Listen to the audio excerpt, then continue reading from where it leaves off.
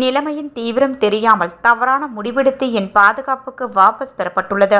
என் உயிருக்கு அச்சுறுத்தல் இருப்பதால் வழக்கு விசாரணைக்காக கோர்ட்டில் நேரில் ஆஜராக முடியாது என்று ஓய்வு பெற்ற IAS அதிகாரி சகாயம் புகார் தெரிவித்துள்ளார். ஓய்வு பெற்ற IAS அதிகாரி சகாயம் நாமக்கல், மதுரை மாவட்டங்களில் கலெக்டராகவும் தமிழகத்தின் பல்வேறு துறைகளில் உயர் அதிகாரியாகவும் பணியாற்றியவர். அவர் ஐகோர்ட் உத்தரவுப்படி சட்ட ஆணையராக பணியாற்றி கிரைனட் குவாரிகளில் நடந்த மாபெரும் ஊழலை வெளியில் கொண்டு வந்தார். இது தொடர்பான வழக்கு விசாரணைக்கு அவர் சாட்சியம் அளிக்க மதுரை கோர்ட்டில் ஆஜராகவில்லை. பாதுகாப்பு அச்சுறுத்தல் இருப்பதால் மதுரை கோர்ட்டில் ஆஜராக வர வாய்ப்பில்லை.